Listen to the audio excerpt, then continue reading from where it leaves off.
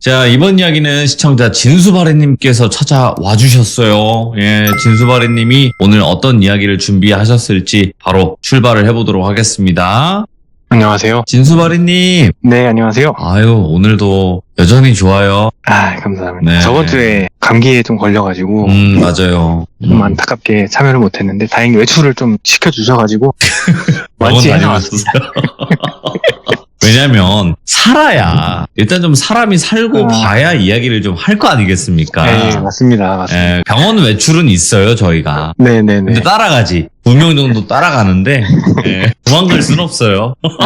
알겠습니다. 네, 그 대신 갈 때 올 때 롤스로이 소 태워주잖아요. 그건 맞죠. 네. 네, 빨라졌어요, 편안합니다, 롤스로이 소가. 네. 자, 오늘 진수바리님께서 다시 건강해져서 이렇게 시들모에 찾아와 주셨고, 오늘 해주실 이야기는 어떤 이야기가 될까요? 오늘 이야기는 도박에 좀 관련된 이야기인데 오, 도박? 조금 짜증이 날 수도 있어요. 오, 예. 그래도 좀 사람이 무서운 이야기라서 제가 한번 가져오게 돼서 한번 가져와 봤습니다. 근데 저는 이제 나이를 먹어가고 있으면서 도박이라는 것에 손을 대본 적이 없거든요? 네. 근데 생각보다 우리 주변에 말 안 하지만 도박하는 사람들 많더라고요.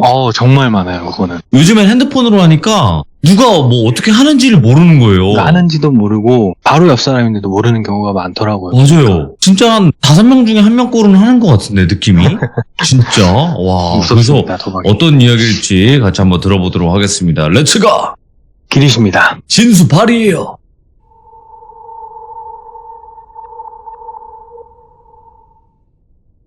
오늘 이야기는 저희 현장 소장님 말고 다른 반장님한테 들은 이야기인데요. 한 10년 정도 전에 있었던 일이다 정도로 한번 말씀을 드리고 시작을 해볼게요. 오늘의 똘비는 30대 중후반 정도 되는 남성분인데 그 똘비가 그냥 일만 쭉 하다가 모은 돈으로 거기에 퇴직금까지 좀 합쳐가지고 똘비만의 가게를 하나 차렸대요. 보통 자영업이라는 게 누가 그러던데 구할은 망하고 일할은 성공한다 이런 말이 있대요. 근데 똘비 같은 경우에는 9할에 해당이 됐고 결론만 말씀드리면 망했어요, 가게가. 근데 그냥 망한 것도 아니고 이게 망해갈 시기쯤에 대출까지 받아서 막아봤는데 결국에는 손님이 좀 끊기고 그러다 보니까 의욕도 좀 사라지고 그래서 그냥 폐업을 했다고 하더라고요. 그래서 그 가게를 넘기면서 대출 일부를 조금 상환하고 남은 돈을 확인을 해봤더니 마이너스 한 6, 7천만 원 정도 됐대요. 그래서 이 똘비가 우선 이 대출부터 좀 갚아야 하니 어디 공장이라도 들어가자 해가지고 똘비가 한 지방에 있는 공장에 취직을 하게 되면서 이야기가 시작이 됩니다. 이 공장 같은 경우에는 무슨 공장이다라고 말씀드릴 순 없을 것 같고 금속, 무속품 만드는 공장이다 정도만 말씀드릴게요.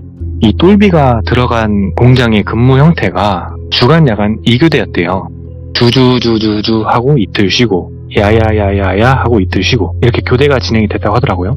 다행인 건 이 똘비가 지금 월세 보증금까지 빼서 대출을 갚아가지고 집이 없었대요. 근데 이제 공장에 숙식까지 제공이 돼서 그게 좀 다행이었다고 하더라고요. 숙소에 짐을 풀고 반장님 따라서 공장 한 바퀴 쓱 돌고 같이 담배 한 대 태우면서 이야기를 좀 했대요. 뭐 특별한 이야기를 주고받았다기보단 근무에 대한 이야기였겠죠. 똘비가 뭐 궁금한 거 물어보고 그런 것들. 그리고 똘비가 일을 시작한 거예요. 그 뒤로 시간이 조금 흐르고 한 달 정도 지났을 때 대부분 같이 일하는 동료들하고 좀 많이 친해졌대요. 똘비가 나이가 막내는 아니어도 형님들이 좀 많아가지고 어린 축에 속했어도 막내는 아닌 정도였다고 하더라고요. 형님들이 많이 좀 챙겨줘가지고 친하게 지냈다고 해요. 이야기의 시작은 그 시기 즈음의 어느 한 날 똘비가 한 형님하고 이야기를 하면서 시작이 되는데요. 이 준성이라고 하는 형님은 40대 후반 정도로 보였는데 조선족 분이셨대요. 말투가 평소에는 그냥 약간 사투리가 섞인 평범한 말투인데 말이 좀 빨라지거나 좀 흥분하거나 하면 그 조선족 사투리가 나오더래요. 아무튼 이 준성이 형님하고 점심을 먹고 담배를 한 대 태우고 있는데 똘비한테 똘비니 게임 좀 하니? 이렇게 묻더래요. 똘비가 게임요? 뭔 게임요? 답을 하니까 카드나 그 화투 같은 거 있지 않니? 뭐 이러시더래요. 똘비가 당연히 할 줄 알죠. 이 똘비가 고등학교 때 친구들하고 어울려 다니면서 그렇게 화투를 쳤었다 이런 식으로 이야기를 했더니 준성이 형님이 그럼 이제 오늘 한번 게임 해볼래? 이렇게 묻길래 그래서 언제요? 물었대요. 그랬더니 오늘 그 밥 먹고 8시까지 반장 방으로 오면 된다 이렇게 이야기를 하시더래요. 똘비가 알겠다 하고 잡담 좀 더 나누다가 다시 일 들어간 거죠. 그날 일이 끝나고 동료들하고 같이 저녁을 먹고 방에서 혼자 좀 시간을 보내다가 맥주 한 캔 들고 그 반장 방으로 향했대요. 반장 방은 옆 건물이었는데 방 앞에 서가지고 벨을 눌렀대요. 그러니까 잠깐 뒤에 문이 열리더니 담배 연기 있잖아요. 그게 밖으로 막 새어나오더니 한 남자가 안에서 똘비를 이렇게 빤히 보더래요. 그러더니 어떻게 왔어요? 이렇게 묻더래요. 그 똘비가 오늘 그 준성이 형님이 게임하자고 해서 왔는데요 답을 했더니 들어와요 하더니 그냥 문을 활짝 열어주더래요. 똘비가 이렇게 맥주 한 모금 그냥 마시면서 방 안으로 들어갔더니 반장 방은 좀 크더래요. 2인 가족이 좀 넉넉하게 살 수 있을 정도의 크기더래요. 반장 방은 좋네 생각하면서 거실 쪽으로 이렇게 들어가니까 거실에 테이블이 하나 있는데 테이블이 그 영화에서나 보던 진짜 그 카드 게임 치는 테이블 있잖아요. 초록색 포가 깔린. 그래서 와 진짜 본격적으로 하나보다 하면서 안으로 쓱 들어가니까 거기에 모인 사람이 다 아는 얼굴이더래요. 똘비랑 같은 반 그 동료 형님들. 미리 말씀드리면 그 문 열어줬던 분은 반장이 아는 동생이었다고 하더라고요. 아무튼 게임하는 곳에 갔더니 아직 게임은 안 하고 그냥 맥주 한 캔씩 하면서 잡담을 하고 있더래요. 그러다가 똘비를 보고 준성이 형님이 똘비 왔니? 하면서 좀 반겨주더래요. 나머지 형님들도 똘비가 게임을 할 줄 알아? 하면서 그냥 반겨주더래요. 테이블에 앉은 사람이 똘비 그리고 준성이 형님 그리고 그 다른 형님들 3명 해가지고 총 5명이었대요. 그리고 맥주 좀 마시면서 이야기를 잠깐 하다가 반장이 방에서 나오더래요. 그래 그 5명을 보고 다 왔네? 게임들 하고 가? 하더니 그냥 다시 방에 들어가더래요. 그냥 그런갑다 하면서 게임을 시작을 했는데 그 반장님 아는 동생분이 똘비한테 이렇게 칩을 건네주면서 이게 1,000원이고 이게 10,000원이에요 하면서 2가지 색의 칩을 여러 개 주더래요. 그래서 계산을 해봤더니 그게 10만원이더래요. 똘비가 이거 돈 정산은 어떻게 하나요? 물었더니 그 동생분이 그 10만원 반장님한테 드리면 되는데 이러시길래 알겠다 답을 하고 그 동생분이 알려준 계좌로 10만원 송금을 했대요. 그리고 게임이 시작이 됐는데 게임은 섰다였다고 하더라고요. 근데 판돈이 이렇게 좀 본격적으로 하는 거 치고는 좀 작았대요. 1,000원이었대요 판돈이. 최소 베팅이 1,000원이고 최대 베팅은 5만원 이렇게였대요. 똘비도 오랜만에 하니까 이어가면서 감을 좀 살린 거죠. 그러다가 똘비가 감을 다 찾기도 전에 10만원어치 칩을 다 잃어버린 거예요. 똘비가 오랜만에 하니까 잘 안되네 하면서 자리에서 일어났대요. 그러니까 준성이 형님이 똘비니 그만하려고? 이렇게 묻더래요. 그래서 오랜만에 하니까 잘 안되네요 다음에 또 불러주세요 답을 하고 방으로 돌아갔대요. 10만원 잃은 거니까 기분 조금 나쁜 정도였대요. 시간이 조금 지나고 다음 주쯤에 준성이 형님이 이렇게 똘비 옆쪽으로 쓱 오더래요. 그래서 형님 말하니까 준성이 형님이 똘비야 게임 한 번 더 해야지 이렇게 얘기를 하더래요. 또 해요? 이렇게 물었더니 그 주에 한두 번은 무조건 하니까 또 하자 이렇게 이야기를 하더래요. 그래서 알겠다 답을 했더니 오늘 하니까 오늘도 8시까지 오면 된다 라고 말을 하시더래요. 그래서 알겠다 답을 하고 그날도 반장 방으로 향한 거죠. 똑같이 동생분이 문 열어주고 반장님한테 송금을 하고 게임을 하는데 이번엔 또 그냥 잃었대요. 10만원을 30분도 안 돼서 또 잃은 거예요 그거를. 근데 똘비가 저번이랑은 좀 다르게 칩 좀 더 바꿔달라 이야기를 해가지고 또 송금을 하고 칩을 받았대요. 그 또 게임을 하는데 또 10만원을 금방 날린 거예요.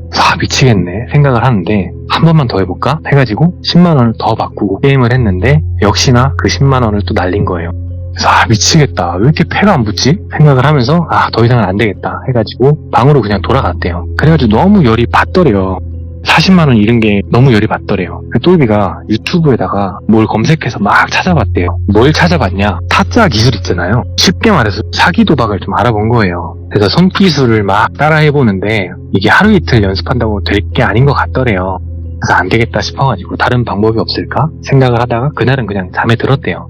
근데 그 다음날 점심시간쯤에 준성 형님이 다가오더니 똘비니 어제 속 좀 쓰리겠다야 이러시더래요. 똘비가 30만원 가지고 속이 쓰려요 괜찮습니다 라고 한 거죠. 그랬더니 준성이 형님이 니 그래도 본전은 찾아야지 않겠니? 말을 하시더래요. 우리 금요일에는 판돈이 좀 크게 열리니까 와서 본전 찾아가라 하면서 이야기를 하시더래요. 똘비가 속으로 됐다 게임 안 한다 생각하면서 네 알겠어요 하고 대충 넘겼대요. 근데 생각을 해보니까 화가 좀 나더래요. 약 올리는 것 같고. 그래서 평소에 좀 친하게 지냈던 동생 세훈이한테 짤막하게 이야기를 했대요. 저 형님들하고 게임을 하다가 잃었는데 딸 방법 같은 거 없을까? 하고 좀 물었더니 세훈이가 뭐니 해도 탄이 최고지 형 이러더래요. 그 똘비가 탄? 그 패 조작하는 거? 이렇게 물었대요. 그랬더니 시선만 한번 딱 돌리면 그 일도 아니야 바꿔치기 하는 거 괜히 어줍잖게 손기술 쓰다가 걸리지 말고 탄 한번 써봐 그러더래요. 똘비가 그날 저녁에 그 반장방에서 쓰는 화투패랑 똑같은 화투패를 하나 사가지고 방에서 미리 좀 작업을 했대요. 20장을 빼가지고. 그래서 다음번에 내가 이걸로 돈 다 따버린다 이런 생각을 하는데 불현듯 근데 이게 맞나? 싶더래요. 아무래도 이건 좀 아닌 것 같은데? 이런 생각이 든 거죠. 그래서 그냥 화투패는 서랍에 넣어놓고 그냥 게임하지 말자. 40만원 그냥 잃어버렸다 치고 그냥 접자. 그렇게 생각을 했답니다. 그리고 시간이 조금 지나서 금요일 일이 끝나고 방에서 핸드폰을 만지작거리고 있는데 노크 소리가 들리더래요. 똘비가 나가봤더니 반장님이더래요. 그래서 반장님? 이렇게 물었더니 똘비야 네 게임하러 안 오냐? 이렇게 물어보시더래요. 똘비가 오늘 좀 몸이 안 좋아가지고 쉬려고 합니다. 답을 했더니 그래? 한 사람 지금 치료가 비는데 많이 안 좋아? 이렇게 묻더래요. 그래서 게임하기는 좀 힘들 것 같습니다. 답을 했더니 그래? 그럼 뭐 어쩔 수 없지? 하면서 그냥 돌아가시더래요. 그래서 그런가 보다 하고 방에 누워있는데 조금 있다가 전화가 오더래요. 그래서 봤더니 그 준성이 형님이더래요. 그래서 받으면서 형님 하고 받으니까 그 수화기 너머로 똘비 안 오니? 이렇게 좀 짜증스럽게 묻더래요. 그래서 똘비가 저 몸이 안 좋아서 이렇게 말을 했더니 준성이 형님이 한숨을 푹 쉬더니 니씨 지금 나랑 장난하니? 이러더래요. 그래서 똘비가 왜 무슨 말이에요? 물었더니 지금 한 사람 부족한데 안 올 거면 미리 말을 해야지 지금 뭐 하자는 거니? 막 이러더래요. 똘비가 좀 짜증이 났대요. 아니 지금 돈 잃은 건 난데 안 간다고 욕을 하고 짜증을 내냐 생각하면서 알았어요 갈게요 하고 전화를 끊었대요. 그래서 똘비가 판을 쓸까? 판 써서 다 털어버릴까? 이런 생각을 하다가 갑자기 심장이 막 쿵쾅쿵쾅 뛰더래요. 근데 걸리면 어떡하지? 뭐 이런 생각에. 근데 갑자기 그 준성이 형님이 라고 했던 그 욕이 생각이 나서 넌 뒤졌다 이런 생각으로 화투패를 챙긴 거예요. 그리고 이제 세훈이한테 전화를 했대요. 야 세훈아 어디냐? 이렇게 물은 거죠. 그랬더니 그 세훈이라는 동생이 형님 방인데 왜요? 그러더래요. 그래서 그럼 이따가 나 부탁 하나만 들어주라 하고 이야기를 쫙 하고 반장 방으로 찾아갔대요. 벨을 눌렀더니 마찬가지로 그 동생분이 문을 열어주고 그 안으로 들어간 거죠. 갔더니 오늘은 준성이 형님만 있고 나머지는 또 다른 형님들이었대요. 그래서 동생이랑 반장님은 게임을 안 하고 5명이 앉아서 게임을 하는데 이번에는 10만원이 아니고 50만원이었대요 칩이. 그래서 이거 좀 센데 생각을 하면서 칩으로 교환을 했대요. 그래서 바꾼 칩으로 게임을 하는데 똘비가 좀 방어적으로 게임을 했대요. 패가 확실하지 않으면 그냥 죽고 모험을 안 한 거죠. 그렇게 하면 당연히 잃을 수밖에 없어요. 똘비도 한 반쯤 칩을 까먹고 이제 한숨 푹푹 쉬면서 담배나 좀 태우고 있었대요. 그러다가 타이밍을 봐서 세훈이한테 전화를 합니다. 그러다가 세훈이가 전화를 탁 끊어버리더래요. 그리고 시간이 조금 흐르고 그 판 게임이 끝나고 다음 판 게임에서 똘비가 형님들 배팅하는 거 보고 최대한도 배팅을 질러버린 거예요. 그러니까 형님들이 당연히 다 다이를 외치겠죠. 뻥카인 걸 알면서도 본인들 패가 안 좋으니까 그냥 죽은 거예요. 그래서 똘비가 그 판을 이기고 선을 잡은 거예요. 그다음에 패를 정리하던 똘비가 세훈이한테 카톡을 하나 딱 보내요. 그랬더니 바로 반장방 문에 노크 소리가 들리더래요. 그 순간 방에 있던 모든 사람들이 문 쪽으로 시선을 돌리는 틈을 타서 준비해갔던 화투패랑 바꿔치기를 한 거예요.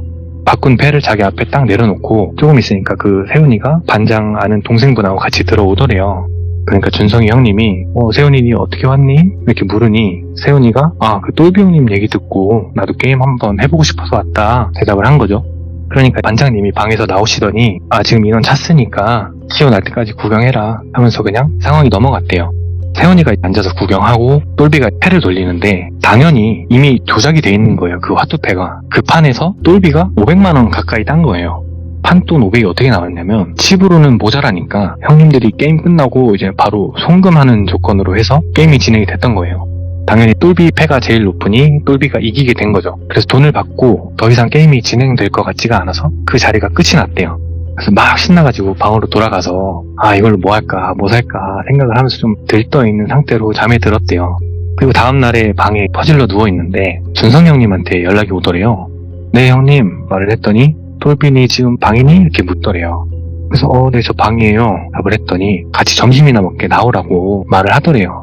그래서 알겠다 하고 밖으로 나가서 같이 점심을 먹었대요. 먹고 있는데 이 준성이 형님이 똘비야 이러더니 똘비가 형님 답을 하니까 네 어제 따간 돈 그거 내 돈은 좀 돌려줄 수 있니? 이렇게 묻더래요. 그래서 형님 그 무슨 말이에요? 돈을 왜 돌려드려요? 제가 딴 건데 답을 했대요.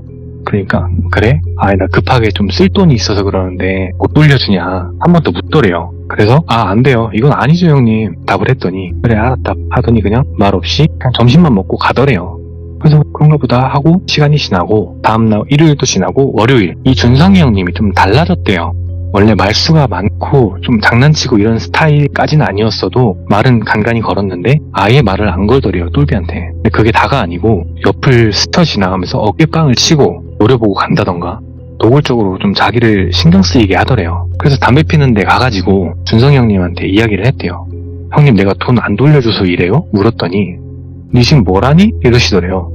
똘비가 아니 아까부터 노려보질 않나 치고 가질 않나 좀 유치하게 뭐 하는 거예요? 이야기를 했더니 니 지금 말 다 했니? 하면서 똘비 멱살을 잡더래요. 근데 한 가지 말씀드릴 게 똘비 같은 경우에 키가 180 중반에 체중도 꽤나 나가는 덩치가 조금 있었대요. 딱 봐도 아 쟤는 건드리면 안 되겠다 싶은 느낌이에요. 얼굴도. 근데 그에 비해 준성이 형님은 키도 170 강당강당하고 왜소했다고 하더라고요. 근데 그런 사람이 멱살을 잡으니까 똘비가 나 진짜 나이 좀 먹었다고 대우 좀 해줬더니 지금 뭐 하는 거냐고 그러면서 준성이 형님의 양팔을 잡고 꺾기 시작했대요. 그랬더니 준성이 형님이 막 하면서 소리를 지르니까 근처에 있던 사람들이 막 달려가가지고 말리고 하는 거죠. 그러다가 반장님까지 알게 돼서 와가지고 이 두 사람한테 좀 뭐라고 한 거예요. 혼낸 거죠. 지금 일터에서 뭐 하는 거냐 니네가 애들이냐 하면서 막 뭐라고 했대요. 그렇게 그 자리는 끝이 났는데 그 뒤로 그냥 서로 아는 척을 안 했다고 하더라고요. 똘비도 게임하러 안 가고 마주쳐도 그냥 쌩 하고 지나갔대요. 그러던 어느 날 이 준성이 형님한테 연락이 한 통 오더래요. 전화를 받은 거죠. 네 하고 받았더니 똘비 니 지금 방이니? 묻더래요. 그래서 네 방인데요 답을 하니까 그럼 잠깐 문 좀 열어줘라 이러시더래요. 똘비가 방문을 열었더니 그 준성이 형님이 서 있더래요. 그래서 이 시간에 웬일이에요? 물었더니 나 들어가도 되지? 이러더래요. 그래서 들어오시라 해가지고 방 안에서 이야기를 하는데 이런저런 막 잡설을 막 얘기하다가 똘비가 형님 본론만 말씀 주세요. 우리가 지금 뭐 이렇게 잡담 나눌 사이는 아니잖아요 라고 말을 했대요. 그랬더니 준성이 형님이 똘비야 내가 지난번에 좀 미안했다. 나이 먹고 그러면 안 되는데 갑자기 좀 화가 나서 그랬다. 이해 좀 해달라. 이렇게 좀 사과를 하더래요. 그 똘비도 좀 풀리니까 저도 뭐 죄송합니다. 형님한테 그러면 안 되는 건데 저도 죄송해요. 답을 하고 나서 뭐 이런저런 얘기를 주고받다가 준성이 형님이 똘비야 근데 니 요즘 게임을 안 하던데 게임 접었니? 이렇게 묻더래요. 그래서 형님하고 싸우고 그냥 할 맛 안 나서 안 갔어요. 답을 했대요. 그러니까 딴 건 아니고 우리 판 한번 짤래? 이렇게 묻더래요. 똘비가 판이요? 무슨 판이요? 물었더니 이번에 나 예전에 현장 일할 때 같이 일하던 개 같은 새끼가 하나 있었는데 우연인지 이번에 우리 공장 들어와가지고 복수를 좀 하고 싶은데 도와줄 수 있겠냐 묻더래요. 그래서 그게 무슨 말이에요? 자세히 좀 말해줘요. 말을 하니까 판 한번 쓰자. 내가 자리에 앉을 테니까 네가 시선만 좀 돌려줘라 해가지고 구체적인 내용을 들은 거예요. 딴 돈은 반반 나누고 그렇게 하자. 그 똘비가 조금 찔리긴 했지만 알겠다 대답을 하고 그날까지 시간이 조금 흐르고 결국에 그 날이 됐대요. 일을 마치고 반장 방으로 가보니 슬슬 모이더래요. 거기 처음 보는 아저씨도 한 분 있더래요. 인사 한 번씩 하고 자리에 앉아서 선수들 기다리고 있는데 금방 왔대요. 칩으로 교환하고 게임 시작을 했답니다. 근데 그 전에 반장님 아는 동생이 이렇게 얘기를 했대요. 오늘은 맥스 풀고 갈게요. 그러니까 최대 배팅 한도를 풀고 가겠다는 거예요. 그 상태로 게임이 시작이 됐는데 오늘은 템포가 조금 이상했대요. 크게 따거나 뭐 크게 잃는 사람도 없고 누가 크게 치면 다 죽고 소액으로 막 유혹해도 안 넘어오고 최대 한도를 좀 풀어서 그런가 너무 루즈해졌대요. 답답함을 느끼고 심지어는 졸리기도 했대요. 그렇게 1시간, 2시간을 치고 있는데 준성이 형님한테 신호가 온 거예요. 그 신호가 뭐였냐면 내가 화장실 가서 크게 기침 소리를 내면 그 다음 판에 작업하는 거다 라고 했었거든요. 똘비가 그 신호를 받고 새로운 아저씨한테 말을 걸었대요. 말을 걸면서 열심히 시선을 돌리는 사이에 그 준성이 형님이 언제 자리에 와가지고 패를 바꿔치기 한 모양인가 보더라고요. 다시 게임이 시작이 되는데 당연히 조작된 패니까 다들 높은 패가 나올 거 아니에요. 이 레이스가 정말 치열했대요. 그러다 이 판 역시 계좌에 있는 돈까지 끌어가지고 정말 큰 판돈이 완성이 된 거예요. 쉽게 말해서 중형차 한 대 뽑을 수 있는 금액이었다고 하더라고요. 근데 결국 나중에는 다 죽고 똘비랑 이 아저씨만 살아남았는데 레이스가 다 끝나고 똘비가 좀 자랑스럽게 패를 딱 깠답니다. 형님 광땡이면 가져가세요 하고 장땡을 딱 깠대요. 그러면서 칩을 가져가려는데 그 아저씨가 아이고 한 끗 차이네 하면서 광땡을 딱 내려놓더래요. 그래서 뭐야 똘비가 멍해져가지고 심장이 덜컥 내려앉더래요. 그래서 준성이 형님을 딱 쳐다보는데 누가 봐도 정말 노골적으로 웃음을 참는 표정 있잖아요. 그 표정이더래요. 그 똘비가 형님 이거 뭐예요? 물었더니 그 준성이 형님이 시치미를 딱 대면서 야 일찍 죽길 잘했네. 야 장땡에 광땡까지 나왔어? 하면서 말을 무시하더래요. 그 똘비가 아니 형님 이거 뭐냐고 얘기가 다르잖아요. 말을 하니 그 준성이 형님이 무슨 얘기 큰일 날 소리 하네? 하면서 빨리 입금이나 하라고 그러더래요. 그 똘비가 억울해가지고 입금을 못 하겠더래요. 그래서 아니 나 입금 못해. 그럼 사기꾼 들이 이러면서 일어나가지고 엎으려고 했대요. 그러니까 거기에 있던 많은 사람들이 똘비를 이제 빤히 쳐다보다가 똘비가 왜 이러니까 달려와가지고 막 두드려 패더래요. 이게 똘비가 아무리 덩치가 좋고 해도 다구리엔 장사가 없다고 뼈 맞고 물건으로 맞고 하니까 당해낼 수가 없더래요. 신나게 얻어터진 다음에야 강제로 핸드폰을 뺏겨서 열려가지고 입금을 시킨 거예요. 근데 그 똘비 계좌에서 다 털어가고도 이제 한참이나 모질란 거예요, 그 금액이. 그러니까 그 돈을 딴 아저씨가 그때까지 자리에 앉아있다가 자리에서 딱 일어나더니 1년만 쎄 빠지게 갚으면 되겠네 하더니 거기에 있던 사람들하고 같이 몰려서 방에서 나가더래요. 똘비가 너무 어이가 없고 이게 무슨 일인가 싶어가지고 일어났대요. 이게 뭐지? 이게 말로만 듣던 그 빨래질인 건가? 너무 화가 나가지고 방에 있는 반장한테 갔대요. 반장님, 저 지금 사기당했는데 지금 이거 맞아요? 물었대요. 그랬더니 반장님이 TV를 보다가 뒤를 쓱 돌아보더니 야 똘비야, 그건 도박한 니네들끼리 해결할 문제 아니냐?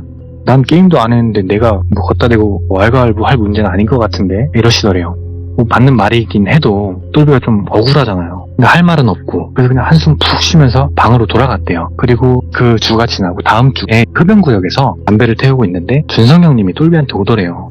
똘비야 이렇게 부르니까 똘비가 말 걸지 마쇼. 지금도 패고 싶은 거 꾹 참고 있으니까 말 걸지 말고 가쇼. 이렇게 답을 했대요. 그러니까 그 준성형님이 아니 너 그 양반 뭐 하는 양반인지 모를 테니까 말해주려고 하면서 똘비가 가만히 있으니까 그 양반 꾼이야. 돈 받는 데는 귀신이 따로 없어. 그러니까 제때제때 갚는 게 좋아. 말을 하더래요. 그러니까 똘비가 장난하나 하면서 뒤를 딱 돌아보는데 그 준성이 형님이 믹스커피 한 잔을 들고 옅은 미소를 짓고 있더래요. 받아. 그러면서 커피를 건네주길래 똘비가 지금 약 올려요? 물었대요. 그러니까 준성이 형님이 일단 받아 하더니 똘비 손을 잡아가지고 믹스커피를 건네준 거예요. 그리고 한다는 말이 근데 너만 피해자는 아니다 하면서 본인 커피를 후룩 마시더래요. 그러면서 담배에 불을 붙여가지고 똘비의 입에 물려주고 본인도 담배를 다시 하나 피고 그러면서 너만 당했다고 생각하지는 말아라.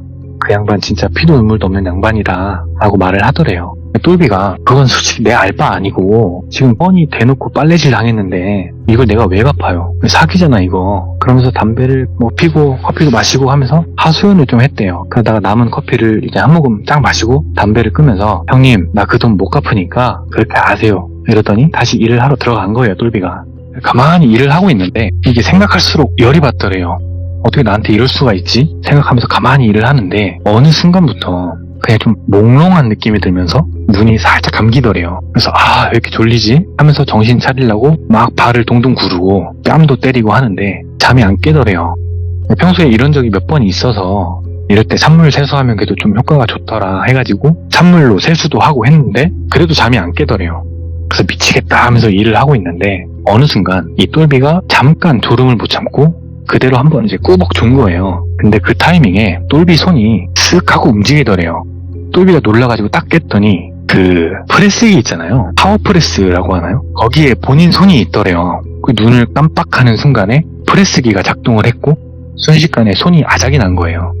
똘비가 으악 하면서 막 소리를 지르니까 사람들이 모여들잖아요. 근데 그 통증도 통증인데 이게 너무 놀라가지고 쇼크로 기절을 한 거예요. 똘비가 눈을 떴을 때는 병원이었대요.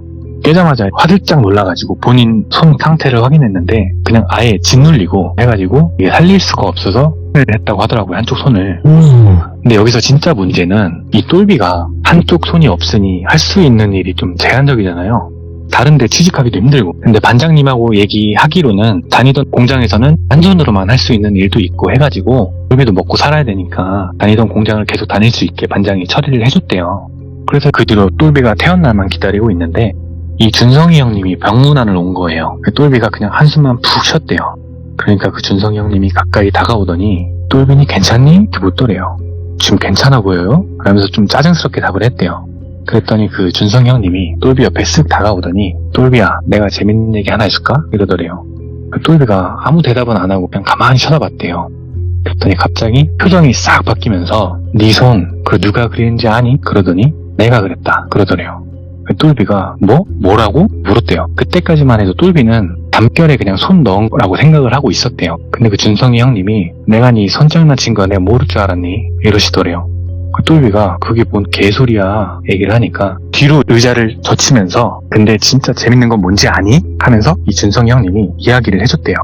거기에다가 시간이 조금 지나면서 똘비가 자연스럽게 알게 된 이야기를 섞어서 결말을 말씀드려보자면 많은 분들이 예상하셨겠지만 이 모든 일에 대가리는 반장님이래요. 신입이 들어오면 준성이 형님 같은 다른 형님들이 담당을 해가지고 신입을 꼬드기는 건데 결국 판에 안 친대요. 그 뒤로 여러 번 게임을 하다가 결국에는 이 신입들한테 장난질을 좀 해서 큰 빚을 만들고 결국 이제 월급이 나올 때마다 한 달 생활할 진짜 빠듯하게 생활할 최소한만 남기고 다 빼가는 거예요. 말 그대로 일은 다른 사람이 하고 돈은 반장이 버는 어떻게 보면 진짜 공장에 자기 노예들을 만든 거죠. 같이 일하는 동료들 있잖아요. 다는 아니고 많은 사람들이 이미 빚이 잡혀 있어가지고 나가지도 못하고 노예처럼 최저시급도 못 받고 일을 하고 있었던 거라고 하더라고요. 물론 그 세훈이도 이미 빚이 잡혀있는 상태였대요. 예. 근데 이 똘비 같은 경우에는 조금 다른 케이스였는데 이 사람들한테 역으로 사기를 쳤잖아요. 패 바꾸치기 해가지고. 근데 그것도 걸린 게 반장 방에 CCTV가 있어가지고 바로 걸렸다고 하더라고요. 그래서 괘씸죄까지 뭐 적용이 돼서 그렇게 된 거라고 이야기하더라고요. 여담으로 이런 식으로 좀 역으로 사기를 쳐서 돈을 딴 그런 경우는 똘비가 처음이었다고 준성 형님이 그렇게 얘기를 했다고 하더라고요. 예. 근데 여기서 좀 의문이 드실 만한 게 월급날 돈 안 주면 되는 거 아니냐 할 수 있는데 월급을 반장님이 넣어요. 사장님한테 월급 총 그 금액을 다 받아서 각각 뿌려주는 거예요, 반장님이. 그러니까 맘대로 장난질을 할 수가 있는 거죠. 그리고 그냥 도망가면 되지 않냐 할 수도 있는데 이거는 애초에 도망갈 곳 없이 오갈 데 없는 사람들을 타겟으로 해가지고 그럴 수조차 없게 이렇게 만든다고 하더라고요. 참다 못한 사람들이 경찰에 신고를 여러 번 했었는데 이 공장이 있는 곳이 그렇게 사람이 많이 살고 있는 그런 지역도 아니고 네. 지방이라는 점만 좀 말씀을 드려볼게요. 안타깝지만 이 신고건은 사장선에서 다 커트가 됐대요. 이 모든 일을 사장이 알고 있는데 사장은 그냥 공장만 잘 돌아가면 되니 눈을 감아주고 있던 거였고 네. 이 반장하고 그 밑에 일당들은 뭐 재미도 보고 돈도 버니까 뭐 이런 미친 짓들을 하는 건데 경찰 말고는 밖에 구조 요청을 할 수 있는 사람들이 없는 그런 사람들이 타겟이었던 거죠. 쉽게 말해서. 그런데 그게 끝이 아니더래요. 나중에 그 도박빚 변제가 끝나갈 때쯤에는 이 사람들이 10명 중에 9명은 예. 이미 반장이나 그 밑에 일당들한테 고금리 대출을 받은 상태라고 하더라고요. 당연히 좀 그럴 수밖에 없는 게 한 달에 뭐 10만원, 20만원 남기고 다 가져가니까 본인도 낼 거 내고 해야 되는데 생활을 해야 되잖아요. 불가능하죠, 그게. 그 대출에서 발생되는 이자 때문에 거기에 한번 빠지면 정말 나올 수가 없다고 하더라고요. 근데 이 똘비 같은 경우에는 1년도 안 돼서 기어코 거기서 탈출을 했다고 하더라고요. 그 과정에 대해선 좀 여러 가지 창피한 이야기도 있고 이렇게 많은 분들이 듣는 곳에서 말하기엔 좀 그런 이야기라 정말 우여곡절 끝에 탈출을 했다는 이야기만 전달드릴 수 있을 것 같아요. 탈출을 했네 그래도. 네. 근데 물론 똘비가 뭐 잘했다는 건 아니고 본인도 그 책임이나 본인의 잘못된 그 행동들을 뭐 알고 있기도 하고 자업자득이다 생각하고 있기 때문에 뭐 욕먹어도 괜찮다 뭐 이런 이야기를 했다고 하더라고요. 그 웬만해선 빠져나올 수 없는 지옥 같은 공장 이야기를 하나 들은 게 있어서 가져와 봤습니다. 근데 진짜 도박하는 사람들이 예전보다 너무 많이 늘었어요. 예전에는 진짜 좀 찾아보기가 힘들었거든요. 접근하기가 좀 쉬워진 것 같아요. 그러니까 주변에서 도박하는 사람들 찾기가 굉장히 어려웠는데 진짜 뭐 내 친구가 하고 있을 수도 있고 내 가족이 하고 있을 수도 있거든요. 네, 맞습니다. 정말 진짜 모르게 하는 거지. 그쵸. 진짜 결국에는 누구 도박해서 그렇게 됐다더라 이 소리가 들려와요. 정말로. 네, 맞아요. 그래서 절대 도박은 손도 대지 않아야 돼요. 왜냐면 그 도박이 무서운 게 도파민이 최고치래요. 그게. 그 도파민이 분비되는 게 그 중독성이 최고 단계래요. 인간에 느낄 수 있는 호르몬 중에서. 그래서 못 그만둔다고 하더라고요. 한번 시작하면. 절대 그냥 손도 대지 마시고 찾아도 보지 않으시는 걸 추천드립니다. 오늘 진수바리님 이야기 너무 잘해주셔서 감사드립니다. 고맙습니다. 네, 감사합니다. 네. 네. 자, 여러분들 오늘 진수바리님께서 시들무에 찾아와 주셨는데요. 진수바리님 이야기도 너무너무 재밌고 무섭게 잘 들을 수 있는 분이죠. 자, 오늘은 어떤 이야기를 준비하셨을지 같이 한번 들어보도록 할게요. 안녕하세요, 돌비님. 진수바리님. 네, 안녕하세요. 또 오늘 시간 이렇게 내주셔서 감사해요. 아닙니다. 불러주셔서 감사합니다. 자, 진수바리님. 네. 항상 저희를 섬뜩하게 만들어주시는데 네. 비결이 뭔지 좀 말씀 가능하실까요, 이제는? 비결이요? 요새는 제가 처음에는 제 이야기들로 이제 좀 알고 있는 이야기들로 했는데, 네. 시참하는 걸 이제 몇몇 분들이 아시다 보니까 주변에서 이야기가 좀 들어오더라고요. 오! 근데 이제 제 주변에 이런 무서운 이야기들을 좀 많이 아시는 분들이 많아서 네. 운이 좋다라고 표현할 수 있을 것 같습니다. 야, 근데 진짜 그렇게 들어와요. 이게 네. 누군가는 그냥 에이 거짓말 아니야? 에이 설마 이러는데 진짜 들어옵니다. 왜냐면 내가 얘기하긴 조금 그 부담되고 네가 대신 해줘라 이렇게 하는 사람들도 많아요 생각보다. 저한테도 하루 웬종일 그런 카톡도 많이 오고요. 예. 아니, 그러니까 물론 그런 이야기가 네. 다 진짠지 가짠지 제가 알 수는 없지만 그래도 진위 여부가 중요한 게 아니고 무서우면 되니까 그래서 최대한 무서운 이야기들로 가져오고 있습니다. 아, 근데 들어보면 이게 어디서 유명한 괴담을 가지고 왔다 아니다 정도는 파악이 분명히 돼요. 네. 예, 근데 진수바래님께서 해주신 이야기에서는 그런 게 없었어 여태까지. 자, 그럼 바로 들어보도록 하겠습니다. 렛츠가! 기리십니다. 진수바리예요.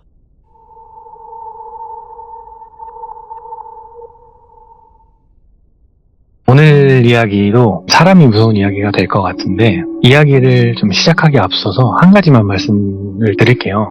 이게 제 지인의 형 얘기예요. 그래서 조심스럽기도 하고 조금 특정되면 안 될 것 같아서 각색을 조금 했거든요.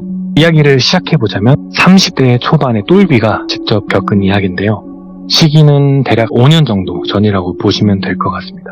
똘비는 한창 모임에 빠져 있었어요. 하는 일이 프리랜서로 일을 하다 보니까 시간이 좀 여유가 많이 있어가지고 한 반년 전쯤에 가입을 해서 활동을 왕성하게 하고 있는 거의 핵심 멤버였어요.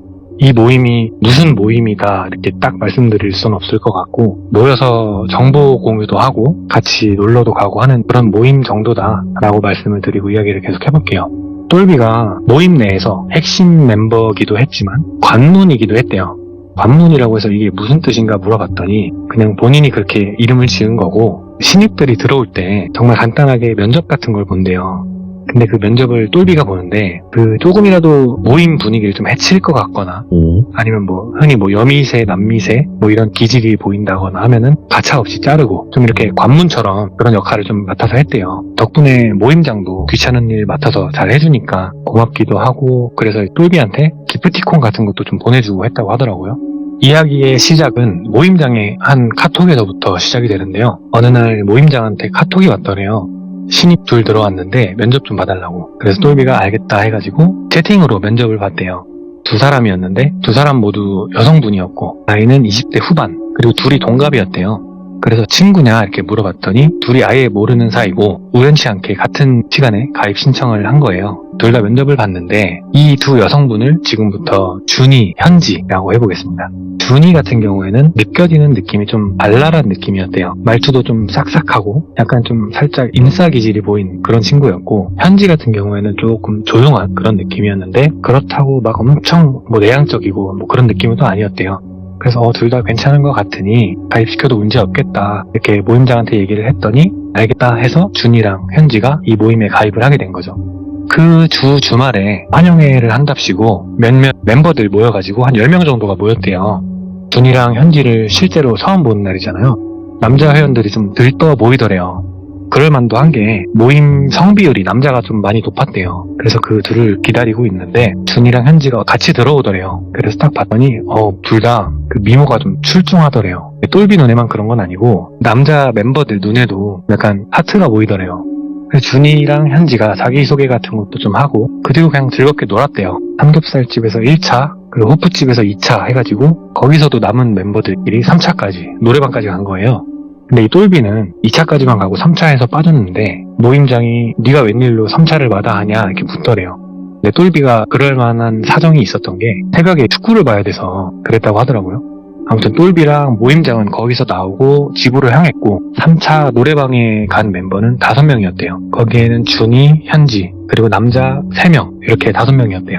그래서 즐겁게 놀아라 하고 똘비는 집에 와서 바로 잠에 들고 새벽에 일어나서 축구 보고 또 다시 자고 일어났더니 12시 조금 넘은 시간이더래요. 대충 씻고 이제 나와서 잠깐 일 좀 보는데 카톡이 하나 오더래요. 봤더니 현지더래요. 똘비님 하고 온 거예요. 그래서 똘비가 바로 답장을 했대요. 네 현지님 그랬더니 어제 잘 들어가셨어요? 이렇게 오더래요. 그래서 잘 들어갔다. 어제 재밌게 잘 놀고 들어갔냐? 이렇게 물으니까 똘비님 먼저 가서 재미없었어요. 이렇게 답이 오더래요. 그거 보니까 똘비가 이거 나한테 끼 부리는 건가? 이런 생각을 하는데 다음엔 끝까지 같이 놀아요. 이렇게 또 오더래요. 그래서 알겠다 답을 하고 뭐 몇 마디 정도 더 나누다가 카톡은 그냥 마무리가 됐다고 해요. 그 이후로도 똘비가 참석하는 모임에는 그 현지가 빠짐없이 참석을 했고 부담스럽지 않을 정도로 똘비한테 친근하게 굴면서 많이 친해졌다고 해요. 오빠 동생 하면서. 그리고 시간이 조금 흘러요. 어느 날 모임장이 주최한 모임 자리가 있었대요. 그 모임 인원 수가 한 30명 정도 됐는데 20명 조금 넘게 참석을 했다고 하더라고요. 작은 가게 하나 대관해가지고 같이 저녁 먹으면서 이런저런 얘기를 하는데 현지가 똘비 옆에 딱 붙어가지고 안 떨어지더래요. 멤버들도 평소에 똘비랑 현지가 붙어 다니는 걸 막 봤으니까 똘비 형 현지랑 사겨? 뭐 이런 거 물어보고 그 똘비가 아니니까 현지를 조심스럽게 떼어내면서 그런 거 아니고 그냥 친한 오빠 동생이다 하니까 옆에서 원래 오빠 하다가 자기 되는 거야 하면서 막 놀리더래요. 그래서 실컷들 해라 하면서 좀 무시를 했대요. 그러다가 자리를 이제 돌아가면서 좀 앉았대요. 멤버들 다 같이 좀 친해지라고. 그러다가 준이가 똘비 옆에 앉게 된 거예요. 준이가 똘비를 보면서 오빠 근데 진짜 현지랑 사겨? 또 이러더래요. 똘비가 아니라니까 답을 했더니 준이가 오빠 근데 아니다 이러면서 그냥 말을 하다 말더래요. 그래서 똘비가 내가 제일 싫어하는 게 그거라고 빨리 말하라고 하는데 준이가 끝까지 말을 안 하더래요. 그래서 똘비가 답답하니까 준이한테 잠깐 바람 좀 쐬자 하고 밖으로 데리고 나간 거예요. 똘비는 담배 피고 준이는 옆에 서가지고 핸드폰 보고 막 하면서 몇 마디 대화를 하다가 준이가 똘비한테 그러더래요. 오빠 궁금해? 그래서 똘비가 그거 물어보려고 데리고 나온 거니까 말해봐 뭔데? 이렇게 답을 했더니 말해도 되나 모르겠는데 현지 있잖아 이러더래요. 그래서 똘비가 현지 뭐? 그랬더니 현지 걔 좀 이상해 그러더래요. 그래서 뭐가? 이렇게 물었더니 걔 약간 4차원? 아니야 4차원은 좀 귀여운 매력이라도 있지 얘는 진짜 말로 설명을 못하겠는데 근데 진짜 이상해 이러더래요. 그래서 그게 뭔 말이야 다시 물으니까 몰라 근데 그냥 이거 여자의 촉 같은 건데 현지 너무 가까이 하지마 걔 진짜 이상해 이러더래요. 그리고는 그냥 들어가더래요. 그래서 뭐야 왜 저래? 그렇게 생각만 하고 그냥 찝찝하게 그렇게 얘기가 끝났대요. 그날 즐겁게 놀고 헤어지고 또 몇 번 모임을 가졌대요. 그러는 와중에 이 현지랑 계속 개인적으로 연락을 주고받고 했는데 똘비도 현지가 좀 마음에 들었대요. 자기한테 잘해주고 원한 데 없고 뭐 얼굴은 당연히 이쁘고 사실 마음에 안 들 이유가 없었는데 그냥 그동안은 좀 오빠 동생처럼 지내다가 어떤 계기가 하나 있어서 그 계기로 살짝 마음이 변했다고 하더라고요. 여자로. 그러다 보니 결국에 이 둘은 연애를 하게 돼요. 거기에 특별한 계기가 있었던 건 아니고 그냥 둘이 연락하고 자주 만나고 하다 보니까 좀 자연스럽게 가까워졌고 둘이 따로 만나기도 하고 이러니까 그냥 똘비가 먼저 사귀자고 한 거예요. 그렇게 둘이 사귀게 됐는데 우리 모임에는 비밀로 하자 이렇게 얘기를 했대요. 괜히 우리 때문에 좀 불편할 수도 있고 하니까 그냥 비밀로 하자 그렇게 얘기가 됐다고 하더라고요. 근데 좋았대요. 오랜만에 하는 연애이기도 하고 설레는 그 기분이 너무 좋았대요. 그리고 원래부터 좀 붙어있고 했다 보니 사람들도 사귀는 걸 전혀 모르더래요. 그러다가 어느 날 준이가 똘비를 밖에다 불러놓고 이렇게 얘기를 하더래요. 오빠 현지랑 사겨? 이렇게 묻더래요. 그래서 똘비가 너 어떻게 알았냐? 이렇게 물었더니 준이가 아니 오빠 내가 얘기하지 않았냐고 현지 쟤 이상하다고 그러더래요. 가만히 들으니까 똘비도 좀 짜증이 나더래요. 아니 뭐가 어떻게 이상하다고 말도 안 하고 그냥 대뜸 이상하다고만 하는데 그리고 내가 만나보니까 이상하지도 않더만 대체 왜 그러는 거냐 이렇게 물었더니 준이가 오빠 진짜 아니야 나도 첫날부터 오빠랑 친하게 지냈고 지금도 난 여기 모임에서 오빠가 제일 친하다고 생각을 하거든 그래서 하는 말인데 현지 쟤 진짜 아니야 오빠 다시 생각해봐 이러더니 그냥 들어가더래요. 그 똘비가 좀 벙쪄가지고 준이 쟤가 왜 저러나 하는데 가만히 생각을 해보니 질투하는 건가 이런 생각도 좀 들더래요. 그렇게 느낄 수도 있잖아요 남자라면. 그래서 똘비도 그냥 질투인가 보다 하고 넘어간 거죠. 그렇게 한 3달 정도가 지났대요. 어느 날 모임장한테 연락이 왔대요. 똘비야 잠깐 보자 그래가지고 똘비 집 앞에서 잠깐 만났대요. 무인 카페 있잖아요. 거기 가서 둘이 커피 한잔 하면서 이야기를 하는데 그 모임장이 똘비야 혹시 너 우리 모임에서 무슨 문제 같은 거 있어? 이러더래요. 그래서 똘비가 문제? 무슨 문제? 이렇게 답을 한 거죠. 그랬더니 어디서부터 얘기를 해야 될지 모르겠는데 지금 모임에서 똘비 너 퇴출시키자고 얘기가 좀 많이 나오고 있어 이렇게 말을 하더래요. 그래서 똘비가 그 말을 듣고 좀 어이가 없죠. 무슨 잘못을 했다고 본인이. 그래서 물었대요. 아니 잠깐만 누가 나를 퇴출시켜? 그랬더니 모임장이 그냥 사실 전부 다 그 얘기를 하네 이러더래요. 그래서 아니 내가 뭘 잘못을 했다고 퇴출을 시켜, 내가 왜, 물었더니 나도 뭐 정확한 이유를 듣고 그런 건 아니라서 무시하려고 했는데 멤버들이 너가 자꾸 멤버들 이간질 시키고 다닌다니, 요즘엔 뭐 여자 없으면 모임도 안 나오고 좀 뭐랄까 강압적인 느낌도 있고 그렇대, 뭐 이런 식으로 되게 장황하게 돌려서 여러 가지 이야기를 하더래요. 그래서 똘비가 야 내가 언제 그랬어, 네가 모임장이니까 알 거 아니야 나 안 그러는 거, 이렇게 이야기를 했더니 모임장은 이게 모르는 사람들이 모이는 모임이다 보니 마음에 안 드는 사람 한둘 있을 수는 있는데 네. 이거는 멤버 전원이 너를 퇴출시키라고 하니까 내가 그런 친구 아니라고 아무리 얘기를 하고 막 해도 그냥 이렇게 뒀다가는 모임이 좋게 안 돌아갈 것 같아서 어쩔 수가 없다, 뭐 이렇게 얘기를 하더래요. 똘비가 너무 답답하고 어이도 없고 그러니까 홧김에 모임장한테 알았다, 그럼 내가 나가면 되는 거야? 이렇게 물었더니 그래주면 고마울 것 같아, 이렇게 답을 하더래요. 그래서 알겠다 하고 그날 그냥 바로 모임을 나왔대요. 단톡방도 나오고 모임에서도 아예 탈퇴를 했대요. 그리고 이제 모임장하고 헤어지고 현지한테 잠깐 보자고 연락을 했대요. 현지 집 앞에 가가지고 차 대놓고 거기서 잠깐 이야기를 한 거죠. 똘비가 현지한테 현지야 이러이러해서 나 모임에서 나왔다, 너도 알고 있었냐 물었더니 현지가 깜짝 놀라면서 아니 그런 일이 있었어? 그러더래요. 그래서 현지한테 하소연 좀 하고 아 나는 억울하다 뭐 이런 얘기 좀 하다가 현지가 들어가야 된다 그래가지고 보내줬대요. 그렇게 혼자 집으로 오는 길에 좀 찝찝하더래요. 내가 잘못 살았나 하면서. 그래서 모임 내에서 좀 친하게 지내던 동생들한테 전화를 해봤대요. 근데 전화를 다 안 받더래요. 오. 야 이거 단체로 나를 엿먹이려는 건가? 그러다가 아니야 시간이 늦어서 안 받는 걸 수도 있잖아, 내일 해봐야겠다 하고 그냥 집에 들어가서 잤대요. 다음날 좀 늦지막이 일어났는데 그 동생들한테 콜백이 없더래요.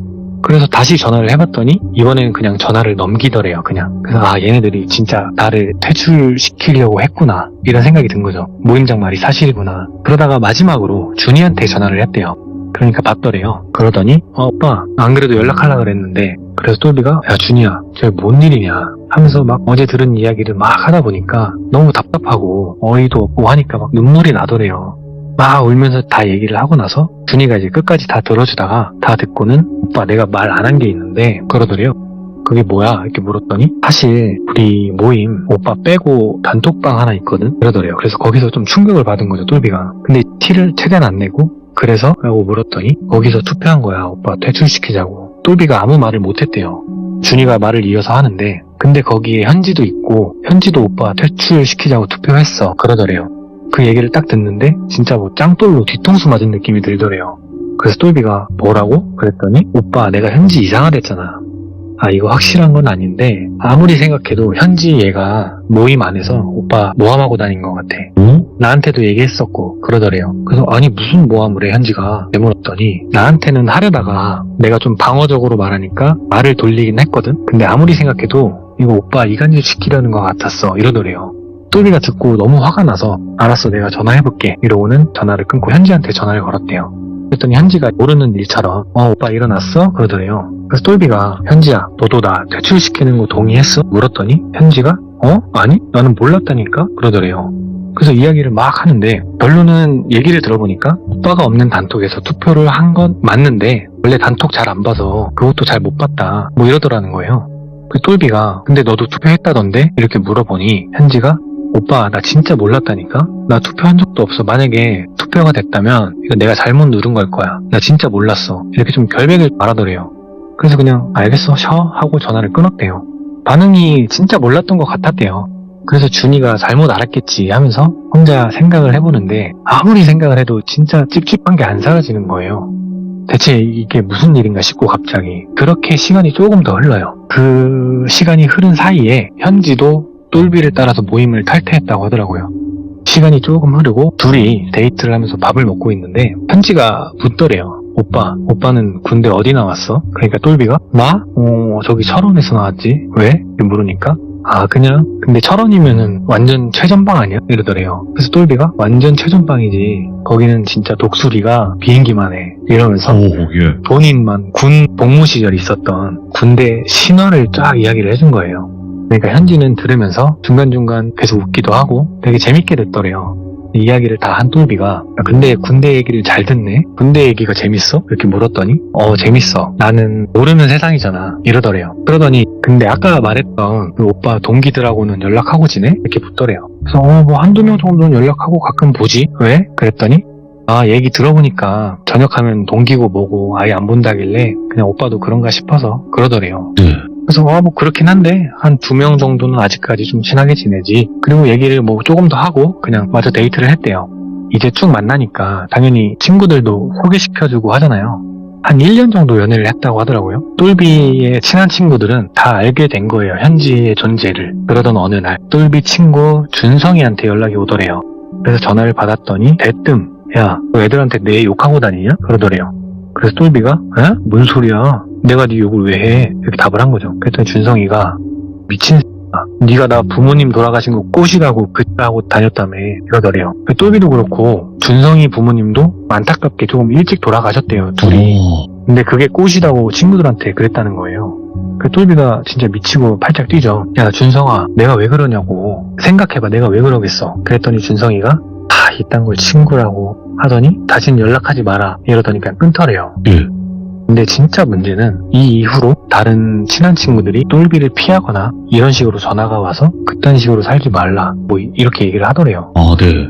와 이게 뭔 일이냐. 갑자기 그 모임에서 퇴출당했던 그 순간이 PTSD처럼 다가오면서 온 몸이 막 떨리더래요. 내가 뭘 잘못했지? 미치겠더래요. 이러다가 진짜 우울증이 올 것 같은 그런 기분까지 들었대요. 그래도 현지가 있으니까 현지가 옆에서 위로를 좀 많이 해줬대요. 그것 때문에 좀 버틸 수 있었는데 어느 날 정말 오랜만에 준이한테 연락이 왔대요. 오빠 잘 지내? 이렇게 톡이 왔길래 전화를 걸었대요. 그랬더니 준이가 오빠 하면서 그냥 되게 평범하게 받더래요 전화를. 똘비가 난 잘 못 지낸다. 너는? 이렇게 물었대요. 그러니까 준이가 나야 뭐 그냥 그렇지. 근데 왜? 무슨 일 있어? 이렇게 묻더래요. 무슨 일이 있었는지 모르겠는데 친구들한테 손절당했다. 그랬더니 준이가 오빠 아직도 현지 만나? 이렇게 묻더래요. 그래서 아직 만나지? 답을 했더니 오빠 아니라 그래 그러더래요. 그래서 똘비가 야 네가 무슨 말 할지 아는데 그래도 나 지금 힘든 거 현지 때문에 버티고 있어 이렇게 얘기를 했대요. 그러니까 준이가 그래 뭐 내 인생도 아니고 근데 오빠 이거 하나만 생각해봐. 오빠가 잘못된 게 언제부터 누구를 만나면서부터였는지 한번 깊게 생각해봐. 이런 이야기를 하고는 그냥 몇 마디 없이 전화를 끊더래요. 근데 뭐 똘비 뒤에 그런 게 들어오겠어요? 똘비는 현지 때문이 아니라고 생각을 하는데 그 준이랑 전화를 하면서 든 생각이 오히려 힘들 때는 항상 현지가 옆에 있어줬네? 이런 생각이 드니까 순간적으로 이 여자를 놓치면 안 되겠다 이런 생각까지 들었다고 하더라고요. 그래서 그 이후에 과정 같은 건 좀 생략하고 결국에는 똘비가 청혼을 했고 현지가 승낙을 했다고 하더라고요. 그래서 웨딩홀 예약도 하고 결혼 준비를 해 나갔대요. 지금 똘비 주변에 남은 사람들은 현지랑 군대 동기 2명뿐이었어요. 똘비도 아무리 현지가 좋다고 하지만 남자친구들이나 군대 동기들하고 만나서 노는 거랑은 좀 다르잖아요. 그래서 그 군대 동기들한테 야, 한번 모이자 해가지고 모였는데 그날 여름에 계곡 한번 가자 그렇게 얘기가 됐대요. 그래서 현지한테 이야기를 하고 주말에 가기로 해서 그 날이 다가왔고 그 날에 똘비 차를 타고 셋이 계곡으로 향했대요. 가서 좀 신나게 놀고 펜션에서 자고 그 다음날 돌아오는 길이었는데 좀 구불구불한 그런 왕복 2차선 길이었대요. 좁은 왕복 2차선. 이렇게 가고 있는데 반대편에서 올라오는 차가 있었거든요. 그 차가 갑자기 똘비 차 옆에서 핸들을 휙 틀더래요. 똘비 차 방향으로. 그러더니 똘비 차의 옆부분을 쾅 치더래요. 그래서 당연히 피하지 못했고 피하려고 핸들을 급하게 막 돌리긴 했지만 결국에는 그 철제 가드레일 있잖아요. 그걸 받고 그 밑으로 차가 추락을 했다고 하더라고요. 근데 참 다행인 건 빠른 구조 덕분에 셋 다 목숨은 구할 수 있었대요. 근데 결국에는 군대 동기 둘은 다리를 좀 심하게 다쳐서 영구장애 판정을 받았고 똘비는 한쪽 팔을 45도 이상 못 드는 상태가 됐대요. 당연히 장애 판정을 받은 거죠. 아무튼 사고 소식 듣고 병원에 편지가 막 뛰어와가지고 우리 결혼도 얼마 안 남았는데 이게 무슨 날벼락이냐면서 울고불고 막 했대요. 근데 그렇게 큰 사고가 났는데 목숨을 안 잃은 게 참 다행이라고 생각했던 똘비는 현지를 달래면서 괜찮다고 괜찮으니까 너무 걱정하지 말라고 일하는데 뭐 그렇게 지장도 없을 거고 괜찮을 거야 이러면서 달랬대요. 그러다가 그 동기들한테 소개를 해준 거예요. 똘비가 내 여자친구 현지야. 서로 이제 인사하고 그 자리는 그냥 끝났대요. 그리고 나서 재활을 받으면서 시간을 조금 보내고 있는데 그 동기 중에 한 명한테 전화가 왔대요. 그래서 전화를 받았더니 대뜸 야 똘비야. 그래서 그랬더니 나 생각났어 그러더래요. 그래서 뭐가? 이렇게 물었더니 이 여자친구 내가 저번에 봤을 때 누구 닮았다 했거든? 그래서 똘비가 뭔 소리야 내 여자친구가 누굴 닮아? 물었더니 야 기억 안 나? 김준현 그러더래요. 오이고, 그래서 오이고, 김준현? 7월 군번 김준현? 이렇게 되물었대요. 예. 근데 그때 딱 김준현이라는 인물의 얼굴이 갑자기 떠오르면서 현지의 얼굴 위에 오버랩이 딱 되는데 잠깐만 내가 다시 전화할게 하고 전화를 끊었대요. 그리고 혼자 생각하기를 잠깐만 김준현? 그러고 보니까 얼굴이 닮았네 하고선 현지한테 전화를 했대요. 그랬더니 현지가 오빠 몸은 어때? 묻더래요.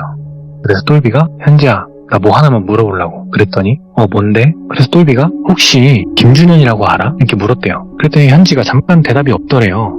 그래서 똘비가 여보세요? 했더니 현지가 아씨 이러더래요. 그 똘비가 깜짝 놀라가지고 현지야 왜 그래? 그러니까 아쉽네 그러더래요. 그래서 뭔데? 물었더니 갑자기 남자 목소리가 들리더래요. 그 남자 목소리로 조금만 더 있으면 됐는데 이러더래요. 그래서 뭐야? 누구세요? 이랬더니 누구긴 누구야 나지 알고 전화한 거 아니야? 이러더래요. 그러니까 현지가 아니고 준현인 거예요. 똘비의 군대 후임. 근데 그냥 후임이 아니에요. 이 준현이는 똘비네 동기들이 엄청나게 가혹행위를 했던 그런 후임인 거예요. 똘비가 김준현이라고 물었더니 아깝네 결혼까지 했어야 되는데 이러더래요.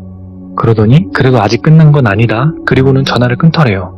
똘비는 그 말을 듣고 벙 찌는 거죠. 본인이 1년 넘게 사귄 여자가 남자 그것도 본인이 괴롭혔던 후임이라니 너하니 그냥 병만 봤대요. 그러다가 그냥 아무 생각 없이 준이한테 전화를 했대요. 그러니까 준이가 전화를 딱 받았는데 준이야 그러니까 너가 현지 이상하다 그랬잖아. 뭐가 이상했던 거야? 이렇게 물었대요. 그랬더니 준이가 그때도 말했는데 말로 설명하기 좀 어려워. 근데 오빠가 이상하게 생각할까봐 말 안 한 거 있거든. 그러더래요. 그래서 뭔데? 이렇게 물었더니 그냥 이건 내 느낌인데 걔 여자 아닌 것 같아 이러더래요. 그 말을 듣는데 똘비가 진짜 심장이 덜컥 내려앉고 뒤통수가 아리더래요. 그래서 그게 무슨 말이야? 물었더니 설명은 못하겠는데 옷 입는 거나 화장품이나 뭐 행동이나 이게 남자가 봤을 때는 어떨지 모르겠는데 여자들이 보기엔 좀 어색하달까? 하면서 30년 가까이 여자로 살았을 텐데 예. 당연히 몸에 밴 습관 같은 게 있을 거 아니야? 근데 그게 되게 이상했어. 습관이 아니라 약간 의식적으로 하는 느낌? 오. 이렇게 말을 하더래요. 똘비가 고마워 하고 전화를 끊었대요. 지금 이게 무슨 일인가. 솔직히 말을 하자면 지금 이 똘비가 현지랑 당연히 스킨십도 했고 같이 밤을 보낸 적도 수도 없이 많은데 전혀 몰랐잖아요. 그래서 어찌됐든 그 일이 있고 시간이 한 6개월 정도 흘렀대요. 그동안 똘비는 진짜 거의 폐인이 된 거예요. 한쪽 팔도 못 쓰고 유일하게 남아있던 여자친구도 없어지고 폐인이 될만 하죠. 집에서 배달 음식 시켜먹고 그냥 재활치료 나갈 때나 나가고 집에선 거의 안 나갔대요. 그러다가 어느 날 문자 하나를 받았대요. 그 문자는 준현이한테 온 문자였는데 굉장한 장문의 문자였다고 하더라고요. 근데 그 문자를 요약을 해보자면 죽이고 싶었지만 그보다 더한 고통을 주고 싶었다. 결혼까지 해서 내가 아이를 낳을 수 없는 몸이란 걸 알았을 때 지을 너의 표정이 궁금했다. 비록 이 방법은 실패했지만 죽어서도 널 저주하고 끝까지 괴롭혀서 내가 받은 고통의 100배로 돌려줄 것이다. 이런 약간 일기장 같은 내용의 문자였대요. 근데 그걸 보는데 정말 소름이 돋고 무섭더래요. 모임에서 퇴출을 시킨 것도 준현이가 맞았고 친구들한테 손절당한 것도 준현이가 빌드업을 해서 그렇게 된 거더래요. 나중에 알고 봤더니 똘비가 가만히 생각을 해보니까 내가 이제는 진짜 살아갈 자신이 없다 이런 생각이 들어서 결국에는 좀 안 좋은 약에 손을 댔고 30대 중반의 나이에 극단적인 선택으로 세상을 떠나게 됐습니다. 이야기는 여기까지인데 한을 품은 사람이 이렇게 무섭다 싶은 이야기가 있어서 가져와 봤습니다. 근데 준현이가 너무 무서워요. 진수바리님도 그 이름을 꺼냈을 때는 각오를 하셨을 텐데 네네. 아이고 어떡하냐 싶네요. 네. 방송이 끝난 그 뒷이야기를 잘 모르잖아요 우리 규정님들은. 네, 그렇죠. 네. 아이고 좀 목숨 거셨다. 송구스럽습니다. 네, 목숨 거시고 우리 규정님들을 위해서 하셨다 이렇게 생각을 하고 네, 맞습니다. 진수바리님께 이제 다음 주 강제 참여권을 드리도록 하겠습니다. 네, 감사합니다. 강제예요. 이거는 뭐 자유가 없이 강제 참여권 드리도록 하겠습니다. 감사합니다. 네, 감사합니다. 네.